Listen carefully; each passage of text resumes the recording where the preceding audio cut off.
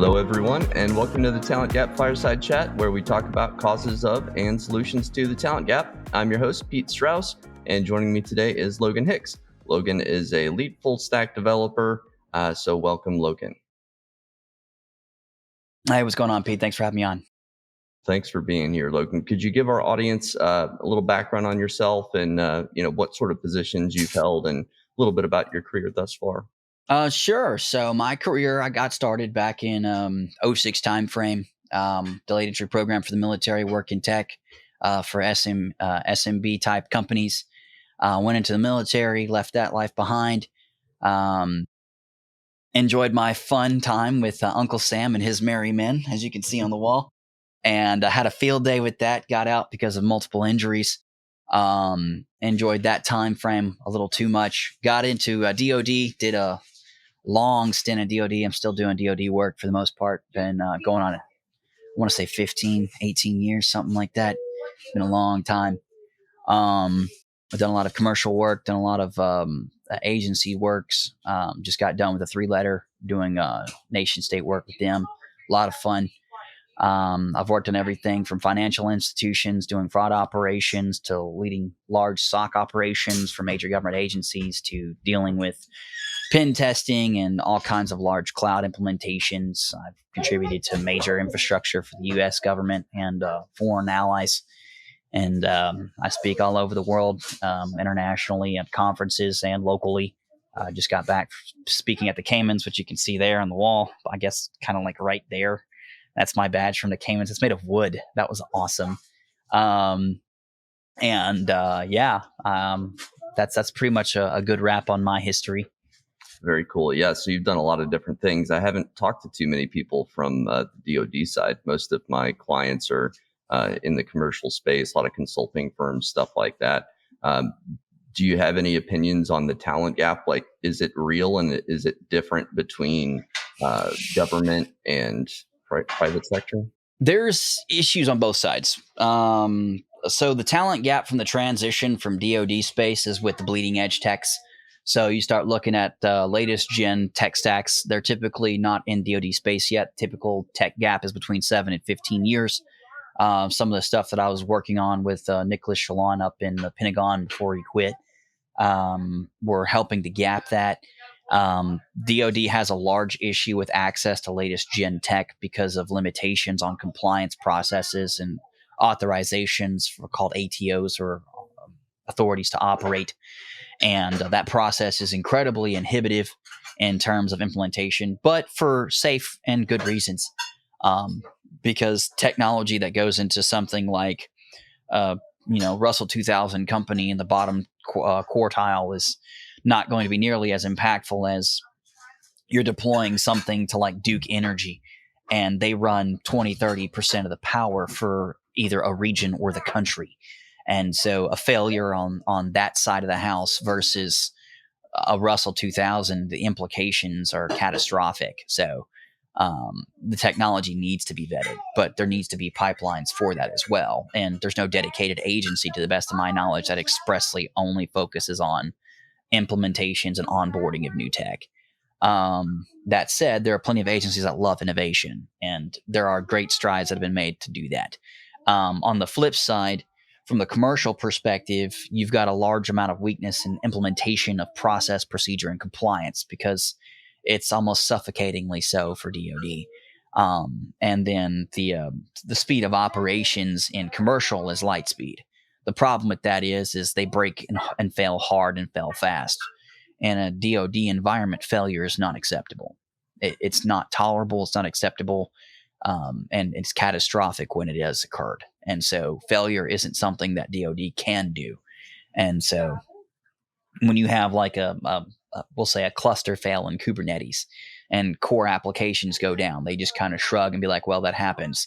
And in DoD, that could be like a life-saving application for shipping soldiers in real time from Germany to BAMC's burn unit in Texas. And if that goes down, people die. And so failure is a very different perspective from there. So stability, high availability, it means something very different in DoD than it does in commercial space. And so I've seen people in both directions struggle to get through that. And then there's the obviously the other big things like um, freedom of personal life, freedom of personal expression. There's a lot of things that you can say and do outside of DoD that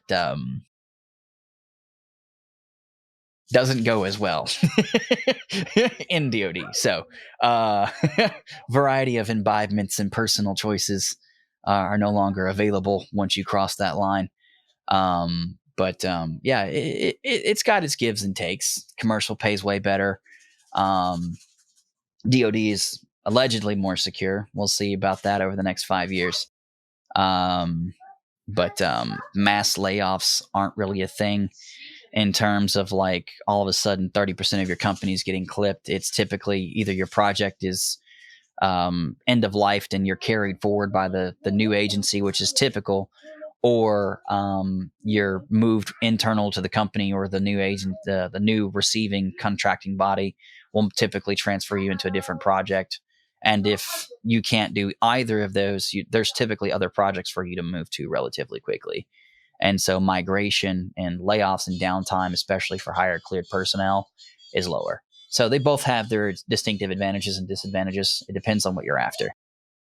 So do you find that there's a personnel shortage to go along with the process and technology gaps, or is it more so on the tech and process side? For DoD, absolutely. I've actually been doing a research project here the past couple months. One of the things that I effectively realized after some stuff that I was working on myself, there is a 10-year 2014 to 2023 gap down of total cleared personnel, down from 5.6 million to 2.4. And so there's been a 55+% extinction event for clearances over the past 10 years, with 85% of DoD clearances sourced from military onboarding. And so with that being said, given the fact the military missed its recruitment quotas and has been historically, relative to this year and the past 2 years, missing their quotas significantly, there's an ongoing concern, at least from my part, with the ability for DoD to continue on as it currently is, given the fact that you have to be cleared to work in the space, and the number of cleared people is effectively been devastated. It's been decimated. And what do you attribute that to? Combination of frustrations, lack of personal freedoms, restraints and restrictions on who you can be friends with, who you can be family with, who you can get married to, where you can live, how much debt you can accrue, financial liabilities, tax liabilities and implications,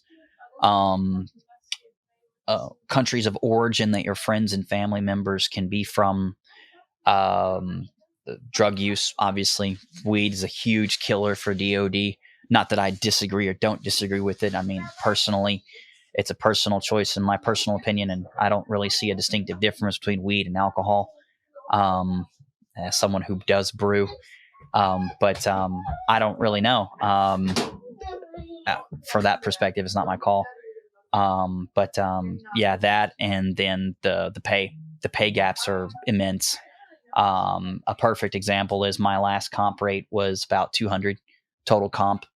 The new companies that I've been talking to, their interns make that money. And so I'm a senior principal level IC person with projects in the multi-billion-dollar range, overseeing tens of thousands of people in hundreds of locations, geographically disparate. And you're talking making intern money. And so when you start looking at the total comp structures versus federal money, you're talking like my base pay is exceeded by their base pay by 50%. And then total comp on top of that for stock and bonuses and everything else, you're talking a $700,000-800,000 range versus a $200,000 range. And so you're talking a 400% differential. And so that's another major contributor, especially given that major companies like Amazon have migrated into the DoD spaces and are starting to recruit that talent. And so you're seeing mass exodus, and it's not going to stop. It's actually going to accelerate. So what's the solution to that in your mind, if there's any? Triple the pay of the average DoD contractor. I know that sounds crazy, but realistically, that's the only alternative.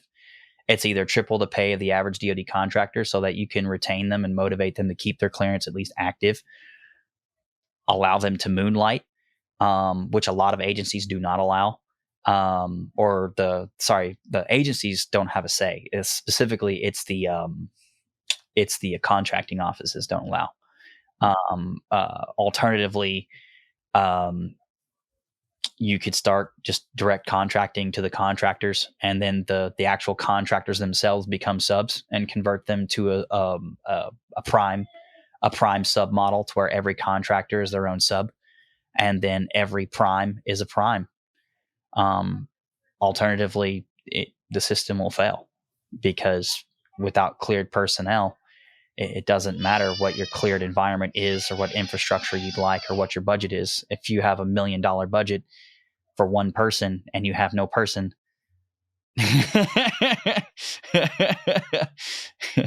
I mean, What if you could employ some sort of AI and find a way to almost stamp it with a quasi clearance to get it to do some functions that you wouldn't have to pay exorbitant amounts of money for? Do you see that being a potential solution down the road? the government uses AI to a modest extent. Some agencies more than others. The other big component to AI is you can't clear AI because of the fact that you can't do a background check on the AI itself. More importantly, you have to be able to do a background check on the people who can modify the behavioral scoring and weighting models of that AI. And so you have to effectively clear the person that's running the AI at that point, which would be effectively you just be retaining the person and they're running the AI for you. The other major problem with an AI implementation at all is the fact that it's an AI. And as much as everyone loves the AI buzzword bingo, AI are not stable, which has been demonstrated time and time and time and time and time again. As AI are exposed to people and requests over just a general period of time, they experience drift. And so you would have to be constantly resetting the AI from a DoD perspective, because the talent that's required to be able to retrain or to modify the behavioral characteristics of that AI is you're competing in a $1.2 to $1.5 million a year space total comp against companies like Quants.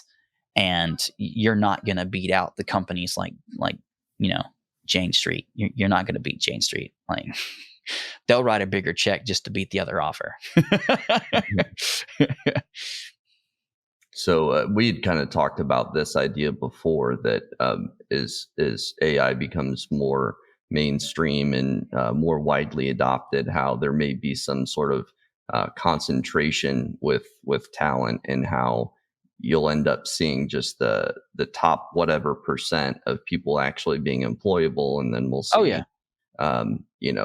salary and benefits packages and things skyrocket for those folks. Yeah. Could you kind of, I guess, tell our audience kind of what your viewpoint is there? Because I found it really interesting. Sure. So it runs into three core components. The first one being price law, and the second one being the Pareto principle. The third being hyper-row compression.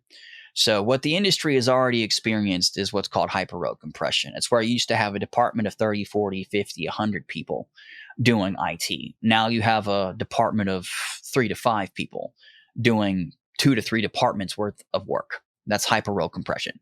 The second one is Pareto principle and price law. And so price law effectively dictates that 80% of the workload is done by 20% of the people. This implementation combined with Pareto principle, which was there is a nonlinear number of personnel in relation to personnel growth relative to workload. And so what that effectively demonstrates is that the more people you add on a chart, the more people you add, it does not mean the more work is being done linearly. It's actually more like a curve like this. And so you could add from 0 to 100 people, 5, 10 people, 20 people may be your contributors. If you go to 1,000 people, so now you have a much larger amount of people, you might have 100 contributors. It's nonlinear. And so when you take Pareto principle and price law in conjunction with one another, you start to see in a demonstrated perspective things like what's going on with Twitter, where you have 17% of the original staff members total count. And you're seeing more features being released now than there were when they had 700 to 800 people. And so the companies are actually becoming more productive in terms of feature set rollout, which is ultimately where revenue comes from. Now, there's the political side of that. There's the personnel argument that are very verbose, and I've helped a lot of them find new jobs. But the ultimate outcome from that is that Twitter has released the edit button, which people have asked for 10 plus years. They've released new features for secure DMs. They're releasing new features for subscription models for fan base. They're releasing new subscriptions for integrations for payment systems. None of these things existed prior to. They weren't even projects on the billet. And so when you start looking at it from that perspective, you see the implementations of Pareto and Price Law in conjunction. And that is by eliminating a large amount of people, you actually see an increase in productivity, which has been known. There was a study done several years ago where a company actually paid staff to stay home and not come to work. And they actually saw increases in productivity. And so this principle has been demonstrated previously. I guess you could call it the Musk principle, because he's the first person to actually be bold enough to do it in a production environment to this level, at a publicly traded platform. So you could call it the Musk principle if you wanted to. Do you have a sense if some of those gains were begotten by just overworking the people already there, or is it more of an efficiency play, do you think? It's more of an efficiency play. It's effectively eliminating a lot of interruptions. The more people you have, the more people you have to support. Look at it from a manager's perspective. If you have 15 people on your team, from a manager's perspective, just standard manager duties, which is one-on-ones, weekly meetings, and then implementations. And so that's the actual workload. And so when you think of just the one-on-ones that you have to do with the manager, if you have 15 people and each one-on-one is 1 hour, then you have 15 hours of your time allocated weekly just to your one-on-ones. So that's 15 hours a week out of 40 gone just to one-on-ones. And then you have their meetings with those staff members. Each one's going to send you 3 hours at least. And so you got 15 times 3, that's 45. 45 on top of your 15, that's 60. And then you have 20 more hours on top of that, which is 80, your implementation. The average manager is working 80 to 85 hours. And so when you start seeing it from that perspective, you realize just by eliminating that team down to 5, you've got 15 and you've got 5. So that's 20. So you've got 60 more hours going towards implementation versus the other way. And so when you start to see those kinds of changes in productivity, you see a 300% fold, so a 300% increase in productivity. And so those are dramatic changes by shifting down. But that gets back to what's called the 2 pizza rule, which is the amount of people that you need to build a successful company and maintain it and push products to production is 2 pizzas worth of people. And Craigslist is a perfect example of this, with the large revenue generation with a relatively small team. And they've maintained it that way historically. Interesting. Yeah. So what about, is there a sense where you could just cut down on some of those meetings to save a vast amount of time as well? Or do you believe those sort of weekly touch points with employees are crucial to, making sure that everybody's on task? Well, those weekly touch points allow you to do things like tear down walls and blockers. So having those one-on-ones allows you to have that conversation. Now you can cut your one-on-ones down and cut them in half by saying, okay, instead of an hour, you can have 30 minutes, but then you're going to have to sacrifice on career development. You're going to have to sacrifice on relationship building. You're going to have to sacrifice on the depth that they're willing to go into. And so if they've got one problem, that's their primary problem, they're only going to focus on that one problem, but they're going to leave those other 4 and 5 and 6 mediums completely out of the conversation because they've got that one major problem that's in their face right now. And so you're going to go through the process of tearing down that wall. And then you've got next week, you've got that next major problem, but you've got 6 or 7 stacked in a row.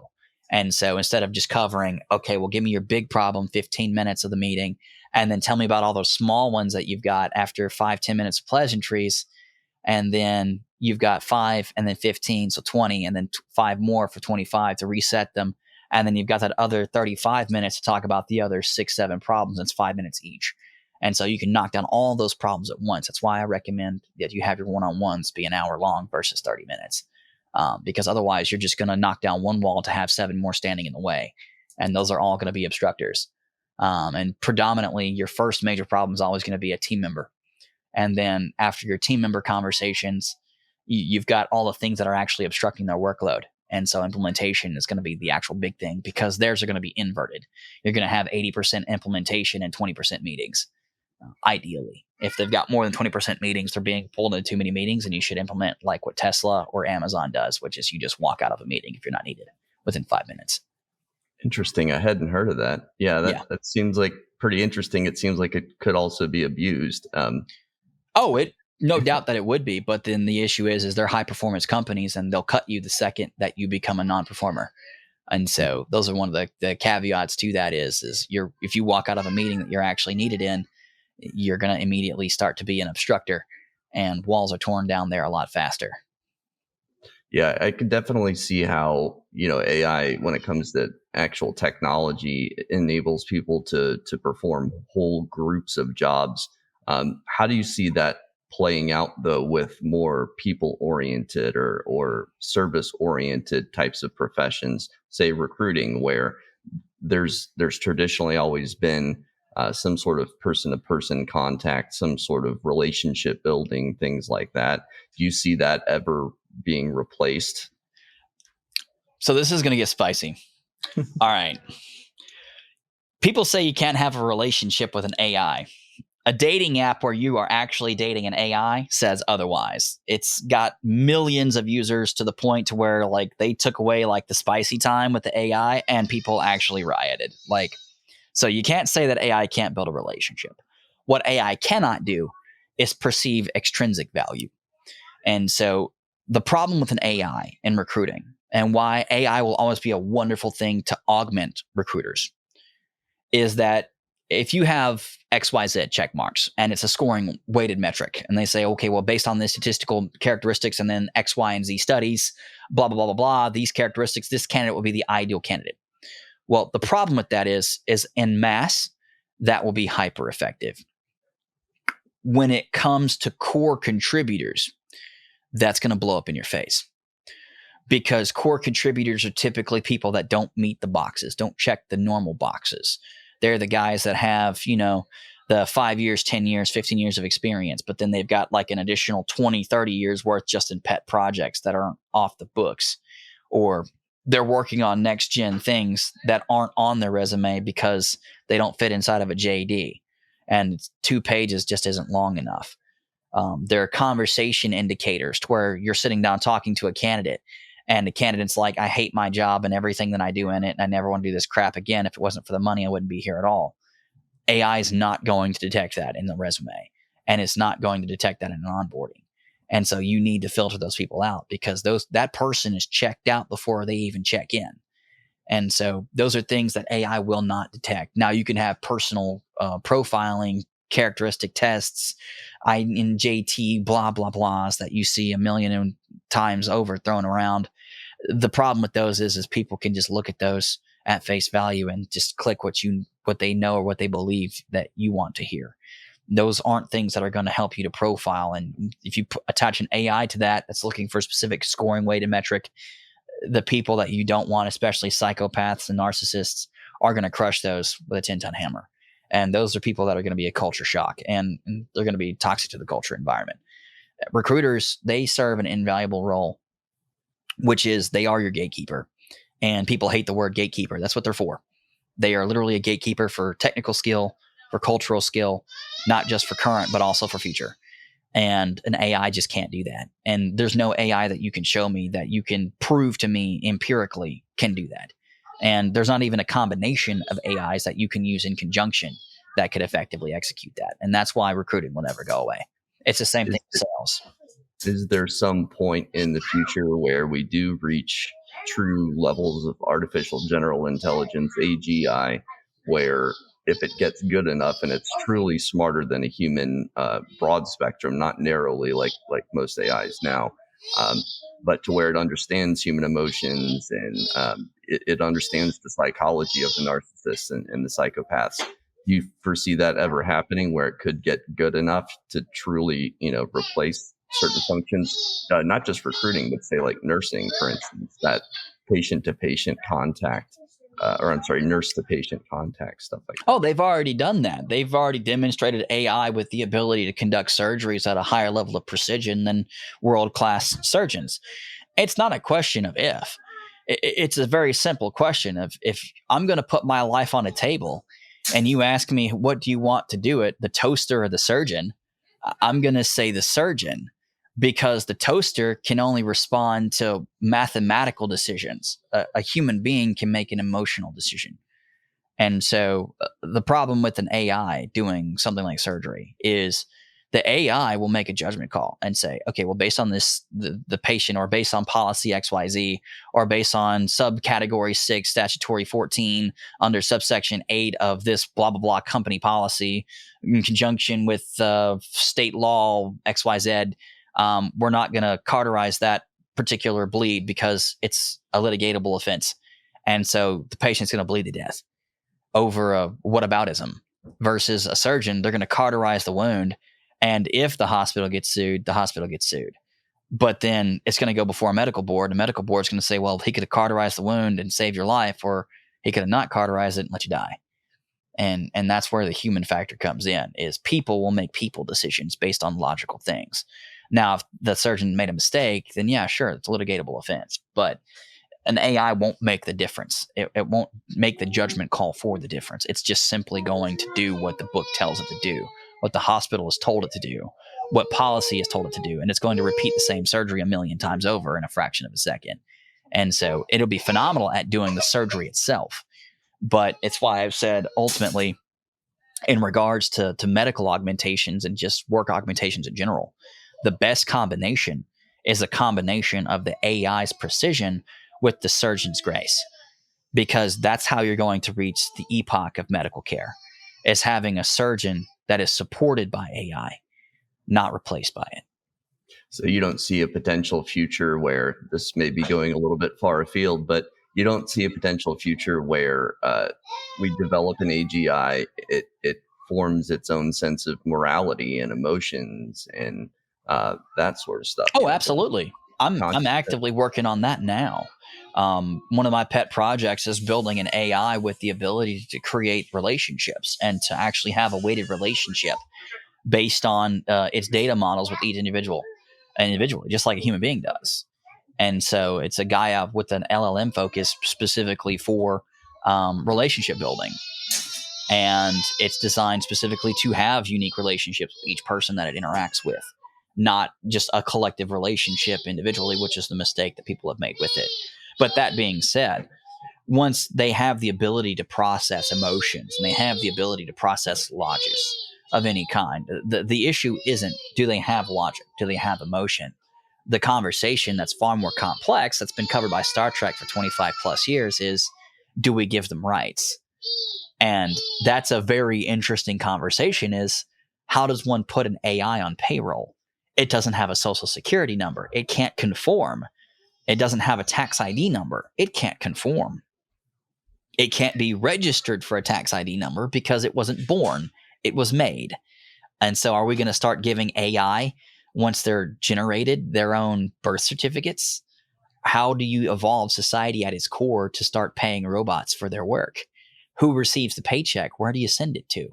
Who's entitled to that compensation? If an AI has a child, does it get put on child support? Like, these are all very complex societal structural questions that have to be considered to a very deep level. It's not just a surface level question.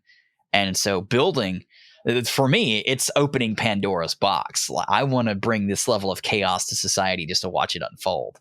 For me, it's the shenanigans of what happens when you kick open the box.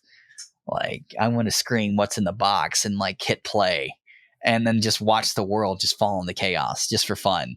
I mean, it sounds crazy, but it's entertaining, because you got to think about it. It's like, what happens to the world when we become a stage 2, type 2 society, civilization, when we evolve to that level, and AI will be what brings us into that next level. It's not our epoch.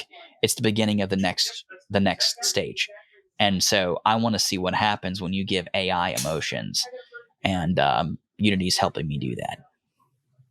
Interesting. So a lot of this could be very future state, talking about how it's going to completely reshape the world and stuff like that. What about the next, 5, 10 years? What about today? how could you see companies, especially as it relates to hiring, because that's kind of the focus of this podcast, Mhm.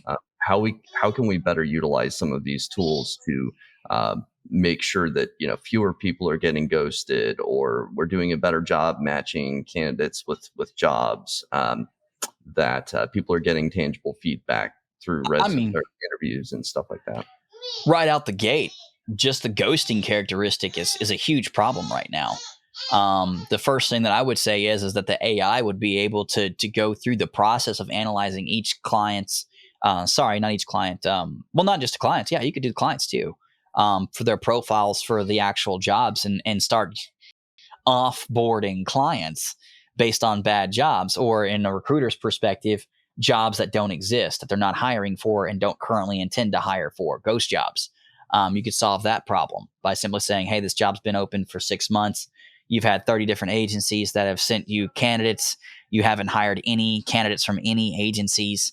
It's a high flag, high risk indicator of it being a ghost job. So we're just going to close this JD out on your company, and we'll continue to service the other ones until such a time as you're ready to make a hiring decision and reopen the JD. From a candidate's perspective, you can leverage AI to reach out to candidates and have a predetermined basis for the JDs themselves by having the guy reach out. I had one company.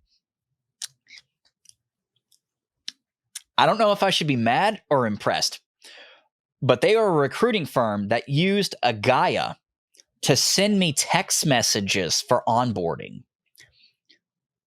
Now, the constant text message yes, no thing, like binary state almost, was kind of annoying.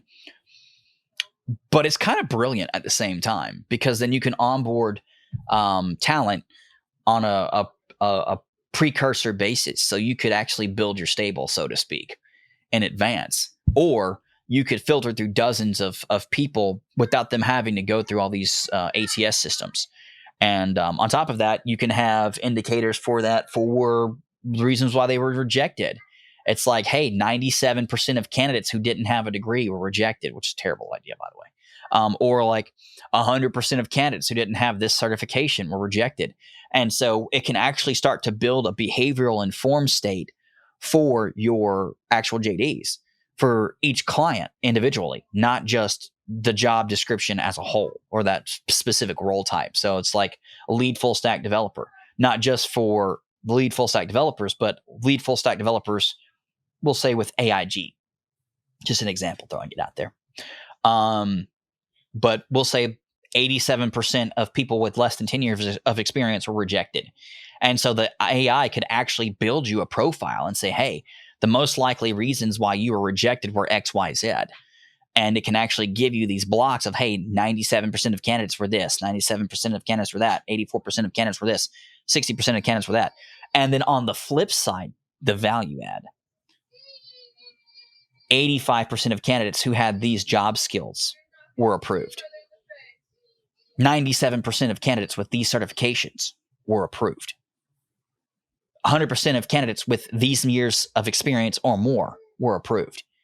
And so you can see not just from an individual's perspective who was accepted or rejected, but also from a recruiter's perspective of, hey, if you have XYZ skill sets, if you have XYZ certifications, if you have XYZ years of experience in these areas, this is what gets you this job and this job and this job. And then you can say, okay, well, I'm down here. I want to be up here. What do I need to bridge that gap? And you can literally ask the AI instead of even bothering the recruiters and say, hey, what do I need and where do I need to be? Effectively scan me, Bobby, and tell me what I need to do to get to where I want to go.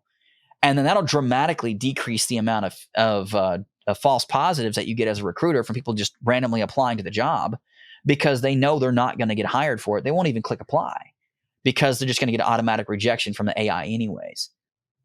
And so it saves recruiters time from looking at profiles that don't fit.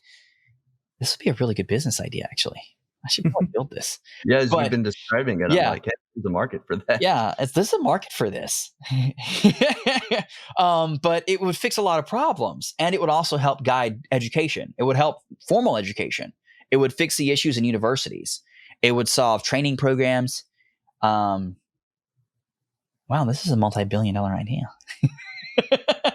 Yeah. I think a big driver of the talent gap is the fact that people are Yeah. going and getting a bunch of certifications That they don't need. Yeah. yeah, or they'll get their master's degree in cybersecurity and then they can't get a security job because they didn't just have an internship or Yeah. 6 months of help desk experience. But yeah, if there was some sort of I don't know, like printout, almost like a virtual printout, a little box that had just say insights or something. And then they were able to look at that and say, okay, well, people that had job tenure averaging under 6 months were, 99% less likely to get the job. That's another one I Yeah. see very often. I suppose the shortfall of that would really be more of the soft skills things that you would have to assess as that hiring team or that recruiting team Well, that's anyway. the thing. It's just like with security, it's accepting the risk. It's like for me, for example, my profile would flag as a job hopper. What it doesn't take into consideration and why recruiting is so important and having recruiters is important is my profile is from going in, doing the heavy lift on major projects, getting the heavy lift done, and then going on to the next major heavy lift. There are certain people out there in this world that just love the challenge. And if the challenge doesn't present itself for an extensive period of time, or additional challenges don't rise to the matter after the fact, then it really is boredom. But that's because there's literally nothing left to do. And there are certain publicly traded companies that are known for their quote unquote rest invest, where you just go and work 2 to 12 hours a week of actual work. And those are starting to get nuked left and right. And there are some companies that are presenting civilization changing challenges, and those will never cease to be boring. It's never present themselves to be boring because of the fact that the challenges are world firsts and they're mind shatteringly difficult. And so those types of things are very interesting to the right people. But those profiles will be flagged as job hoppers and high risk. But you have to be able to read between the lines. It's the same question that I ask. Is another perfect example was a woman on an article on LinkedIn I was just reading where she was doing it because she was literally starving. She was working full time and literally starving. And so she was job hopping just so she could constantly get the new experience and get to the next pay rate, the next pay rate, the next pay rate, the next pay rate until I think she got to like 187K a year, which sounds like a lot in total comp until you realize that probably 30 to 50% of that is stock and the rest of that's base pay. And she was living in New York. And so she would literally starve to death on anything less. And so when you think about that, you could be gainfully employed and homeless. And that's been in news articles repeatedly because of California. You have to have 6 figures just to qualify for a lease. Yeah, and I mean that brings up, I guess, a bigger conversation about how the economy is doing and how people can survive in that type of environment, especially with so many layoffs as you were talking about. Yeah. Well, the layoffs aren't that bad. I mean, it sounds like, oh my God, that's horrible. But you think about it from a perspective of tech. Tech makes up a huge percentage basis of the exports for businesses.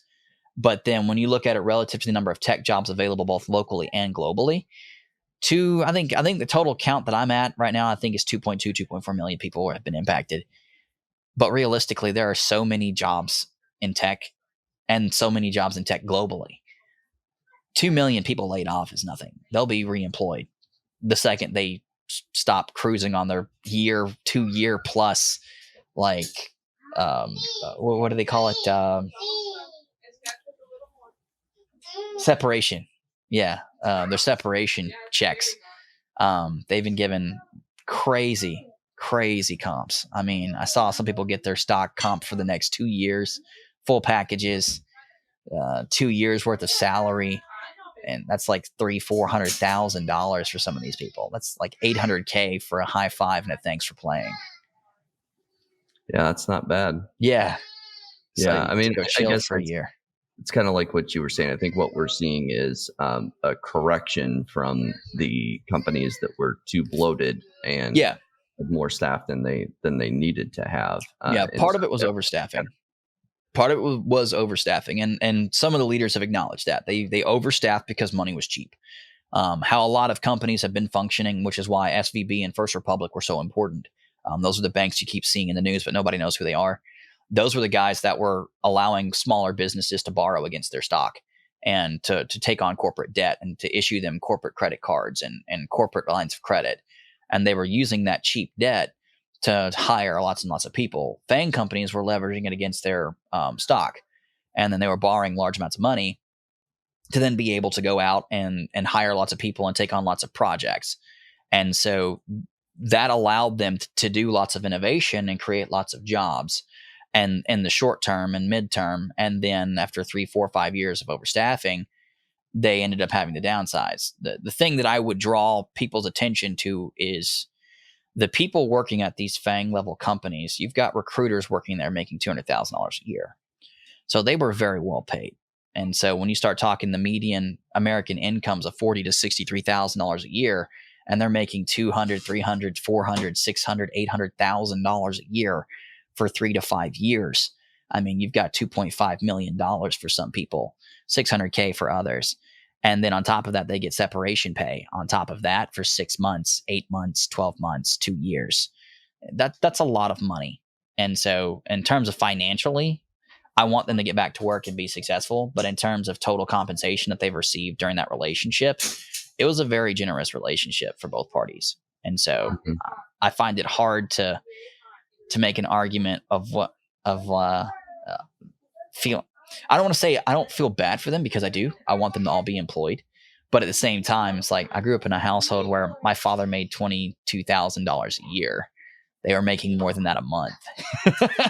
So it's like, it's really hard to feel bad for somebody who was making more than my family did every month a year. And they did that for years. And so it's like, Well, and that brings up another point. I think a lot of people live far, far beyond their means. They which do. Is a whole nother conversation, especially in the U.S. for whatever reason. I've seen a lot of people on certain websites where they're talking about them having to sell their $3, $4, $5 million house, and I'm like, why did you buy a $3, $4, $5 million house?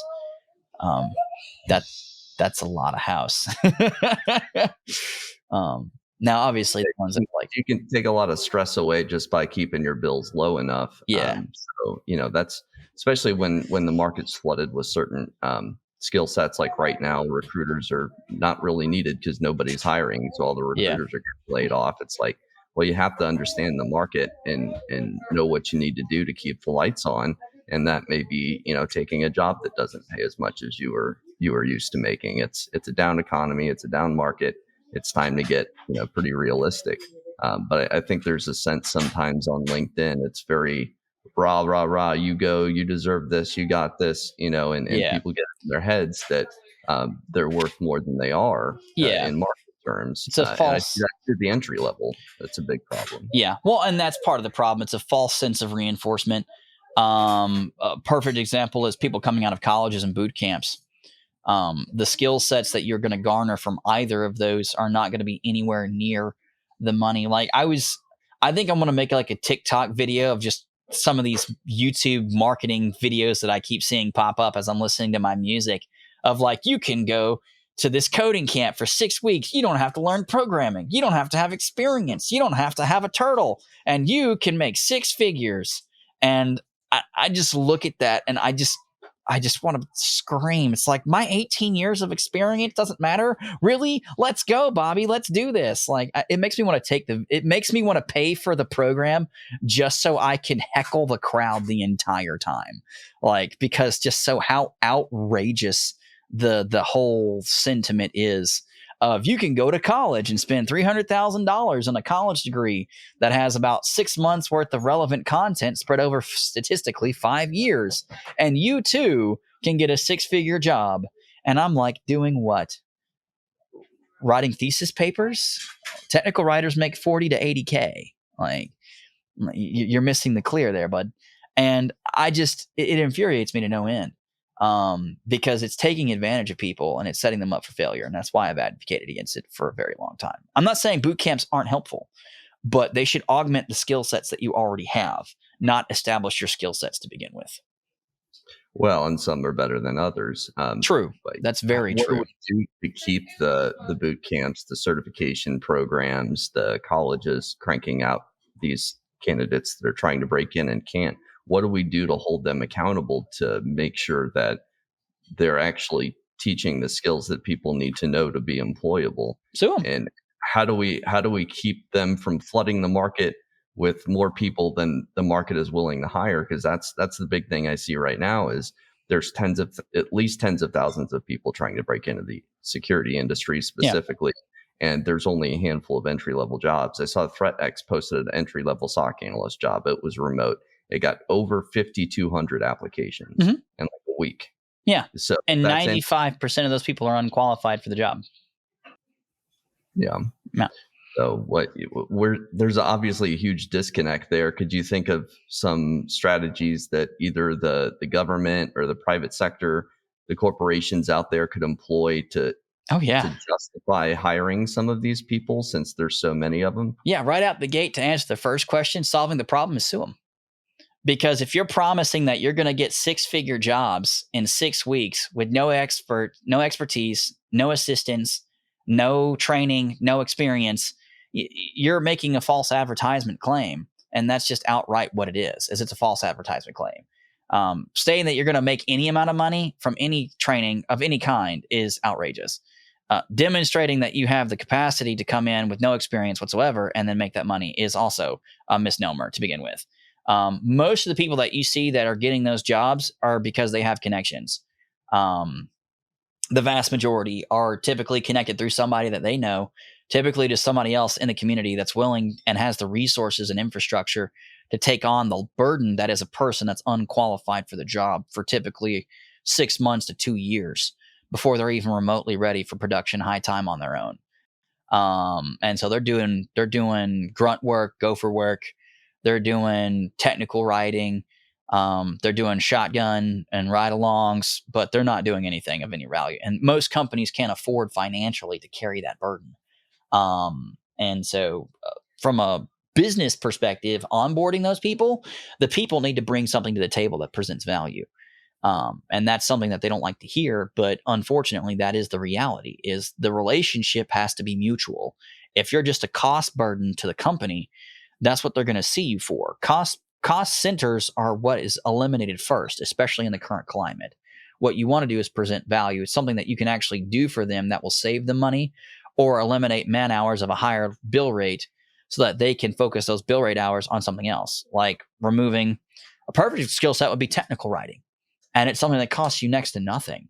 But technical writing allows for knowledge retention, and it removes a very high cost bill rate off of someone like a principal engineer or senior engineer, mid-level engineer for a technical writer. Technical writing is a great way to get into any sector of the tech industry. And on top of that, because you learn from the technical writing, because you're writing the documentation, you have a level of understanding of how things work that most people don't. And that level of knowledge, even if you're not doing the hands-on work, having that knowledge is enough to present value to a team. A lot of people in security don't like to hear this, but security is not an entry-level industry. It's a prestige class. You got to be a wizard or a sorcerer, buddy, before you can be an archmage. You hate to hear it, but I'm not here for your feelings. I'm here for your future. If you don't have the experience in systems, how are you going to secure the system that you don't understand? That's like saying, because I know how to drive a car, I know how to fix a transmission. And it just doesn't equate. You have to understand how the engine works before you know how to upgrade it with a supercharger. And that's what security is. It's an augmentation of the underlying existing systems. It's why security breaches continue to be sourced from top 10. The number one leading cause for over 10 years has been systems misconfigurations. If you're in security and you don't understand how the system works, how can you configure the system to be effectively secured? If you don't understand how the system works and why the system works, how can you develop a best practices for its secured implementation? You don't understand an unsecured implementation to be able to do a secured one in the first place. And so it's just like asking someone, how does a storage controller array work for your SAN? It's the crown jewels of your company. It's its data. If you don't understand how the SAN controller works and how it communicates to all the storage nodes, how are you going to ensure that it's properly encrypted and secured to protect all the data for the company? And the simple answer is you can't. That's why having that systems background is so important. And it's why we have so many problems in the industry and why it's seen as a cost center. And companies are still getting sued for it to the point where they have to buy cyber insurance on top of having the business and this huge, extremely expensive department in the first place. It's why Sec DevOps was created to begin with, was to eliminate security as a cost center because it was so expensive and so obstructive in business operations. Interesting. So, being that we need more people that understand the technology in these, senior engineering roles in security, that's, not an entry level field, how do we funnel more people to to build that systems experience that they need to have to eventually be eligible for these security roles? Because that's kind of the biggest disconnect I see is everybody thinks they can jump straight into security. A lot of people like yourself say that's not really realistic. How can we say somebody went to a boot camp or they got their master's in information assurance, and they're thinking, okay, I'm going to make 80K out of school, I'm going to get a job, it's going to be easy. We need to do something with all those folks. A lot of them are very motivated. A lot of them are, passionate about the field. That they just need a shot.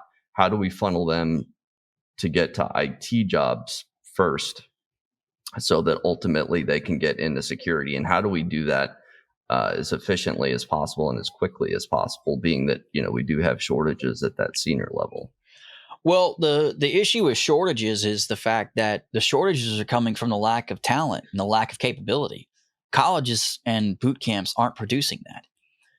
What we need from a lead perspective, from a principal's perspective, is we need people who actually understand the technology at a level 3, level 4, level 5.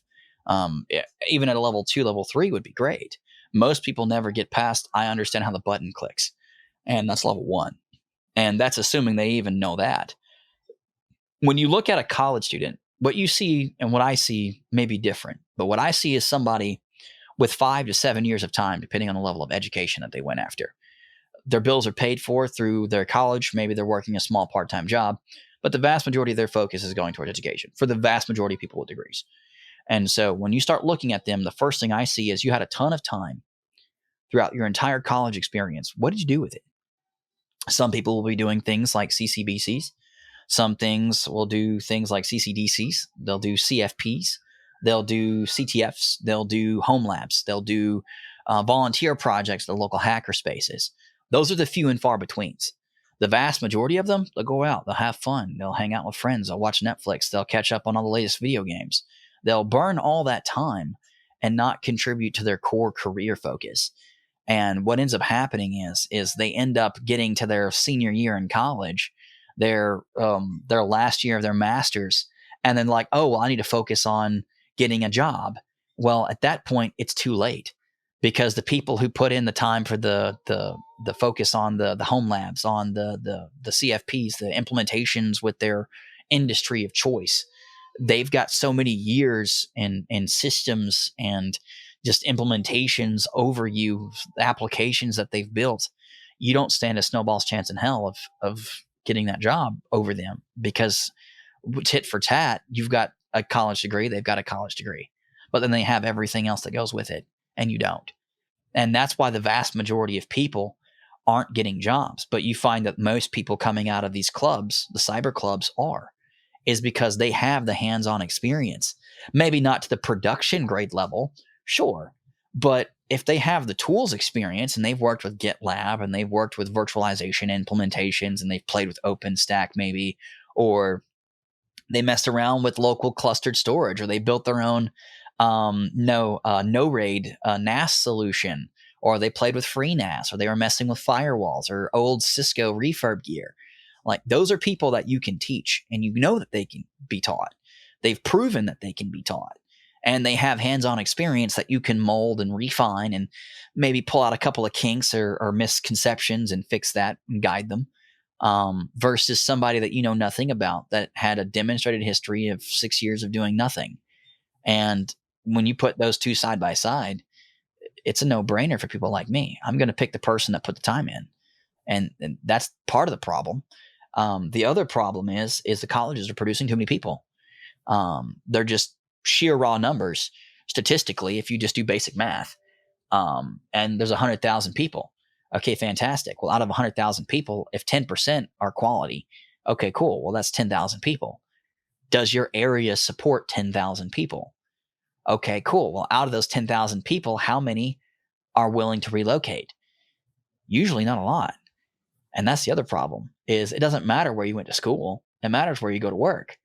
And if companies are eliminating remote work, which currently the data reflects, if I'm not mistaken, 15 to 18% of all active roles now are remote. You don't stand a snowball. Let me throw this out there. This is going to hurt some feelings, so I'm sorry. If you are a junior person, you will not, under any conceivable notion, get a remote role. You will be in office. There is a 99.999% chance that test is positive. You are inside the office. And the 0.001% chance that you are not, consider yourself blessed beyond recognition and acknowledgement. Because the likelihood of you getting a remote role as a junior person, I have a better chance of Emma Stone falling through my roof. I hate to tell you, but that's just the reality. There's just no way around that. People are not going to hire a rookie to work from home. It's just not going to happen. And almost every role that you look at, and I've got a list, I've got 500-600 plus companies out of a list of 10,000 plus companies that hire remote. Almost all of their roles are senior, lead, or principal. That are M series or D series. None of them are for juniors. None. I have never seen an upstart review JD for a junior. I've never seen a FANG level instance ever that's remote. Like, they don't do it. Like, the top to the bottom, it just doesn't happen. And it is what it is. That said, there are plenty of ways for you to get in, but you got to put in the effort. My personal recommendation: GitHub projects, GitLab projects, having your own profiles on those, having your own personal projects, your own personal websites, definitely your own personal lab. If you have a lab, I'm far more interested in you than anybody else on my stack. It doesn't matter if it's a junior position or a principal level. I want to talk to the person that's got the passion for the job. And I'm hunting for that outside of everything else. I will take a person with their own home lab that they've grown into a data center over a person with 4 different FANG companies on the resume. 10 out of 10 times. I'll throw the FANG one out the window. Like, give me the guy with the lab, because he's the one that's got the monkey wrench and he's been playing with everything. And that's the guy that's going to have the passion that even if we don't have the answer, he's the guy that will literally take it home, build it in his lab, and bring it back. Like, those are the guys that you want. Yeah. And going back to the beginning of the conversation, that might only be a small fraction, even of the people that are qualified. Yeah. There's a small fraction that really truly have that level of passion that you're looking for. Yeah. So, and I guess going along with that, it sounds to me like you're looking for a couple of things. 1, passion, and 2, not looking for a sense of entitlement.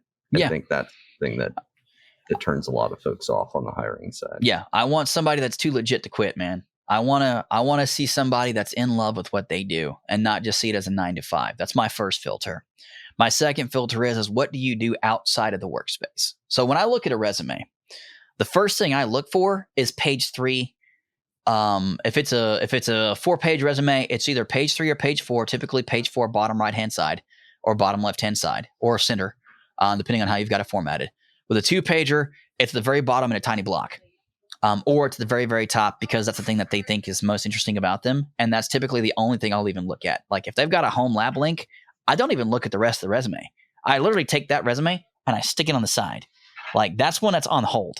And I'm literally digging through that project. Like, because that's what I'm looking for, because that's what they're excited about. So that's what I want to see. I'm not even going to read the rest of the resume. Nothing against the rest of the resume. I'm sure it's great, but it doesn't matter, because this link right here is going to take me to what you've built. And that's what you care about. That's why it's on there. With your home lab, that's what you built. That's what I want to talk about. Because when I'm looking to build a team, I don't want to hire the guy that's got an interest in SAN controllers and building his own NAS solution because he has an interest in clustered storage if I'm hiring for a security role. But at the same time, I do want to see that, because even if I don't have that role, I might know the team lead that is looking for exactly that, and that's his guy. Or I know people in industry that need that, and they need that guy, and I'm going to ship him straight to him. And that's going to work great for him, because then he's going to get the dream job that he wants, not currently, but the future job, because he's already got the skill sets for that. That's his interests. You want to target their interests. It's the same mistake that leaders make when it comes to building teams. They don't ask their staff what they would like to do. They ask their staff what they are doing. And the other mistake that they'll make is they'll fail to ask their staff what they are capable of doing and to what level of confidence. And so they don't even drill into that. They're like, oh, well, he's my pen tester. He's good at pen testing.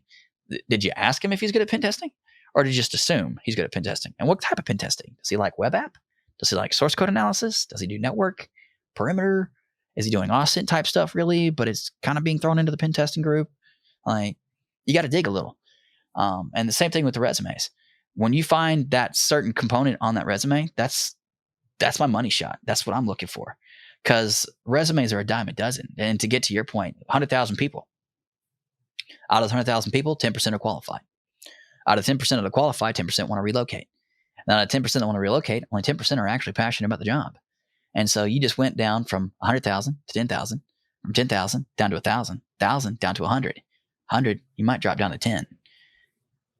And that's 10 out of 100,000. Yeah, I don't think people realize how much volume is involved in hiring and recruiting at a competitive level, like in security, for instance. I have to go through thousands upon thousands of LinkedIn profiles to narrow it down to the 3 people that respond and are interested, that stand out, 1 person to interview. It's crazy the amount of volume you need to get through. I always tell job seekers the same thing. Like, you have to realize it's a numbers game on your end as well. Yeah. You have to make the right amount of contacts using the right strategy and on a long enough timeline. And eventually you have to know that doing all those things for long enough, you'll eventually succeed, but it's not going to happen overnight. Yeah. It's very few people that just happen to know somebody and get hooked up with their dream job right away. It takes a lot of time and networking and effort and all that. Yeah. And that's a very common misconception about the overall configuration of the industry, is that you're just going to finish your degree or finish your program and just walk right into the golden gates, and it's all paradise and sweet dreams and cream rivers and honey flowing from the waterfalls on high. And then the money just droves down in bags. And that's just not the reality. The other misconception is that once you're done with your training, you're done. And that is so far from reality. You're never going to stop learning in this industry. My slogan has been that the day that you stop learning is the day that you die. Whether you're still breathing or not, it's just a formality. But you're dead to this industry the second you stop training, you stop learning. And a lot of people, unfortunately, have found that out the hard way when they went to go for new jobs in their companies to pivot into different departments. They realized that they didn't keep their technical skills where they needed to be. And the departments told them that we're looking to move in different directions. A perfect example is, I do believe, Dropbox. And that was the unfortunate but tough message that they had to deliver as management is, hey, the skill sets that you've developed over the years that you've maintained while you're here, unfortunately, don't align with the current business operation and business mission. And so we would love to transfer you internally. And they tried to, from all accounts. They tried very hard to move people to other teams. But unfortunately, they just didn't align with market demand. And so even though that they had the skill sets to get into the company, they didn't maintain the skill sets to stay. And that's one of the other big problems with a lot of people, is they get comfortable after they get done. And that's why you want somebody, again, with the home lab, because they're never going to stop. They're never going to stop. And more importantly, you can tell when their passion dies, because they'll tell you, hey, man, I got all these servers for sale. You want them? That's when you know something has put their fire out, or they've just lost their interest at the level that they used to be at. It's an indicator that they're no longer driven to the passion that they used to be. And the question you have to ask as a leader is why. But those are some of the big pieces. There are plenty of other characteristics you can look at, but for me, the home lab is the number one. Like, if you don't have a home lab, do you really like what you do? It's just like with cooking. A person who loves to cook has a kitchen, right? And hopefully implement. Yeah. But awesome. We're coming up on time here, Logan. So I got to ask you our last question here. Sure. Is there anything in the industry that we're not talking about, but we should be, especially as it relates to hiring? Ooh. Give me a moment. need to think on that one.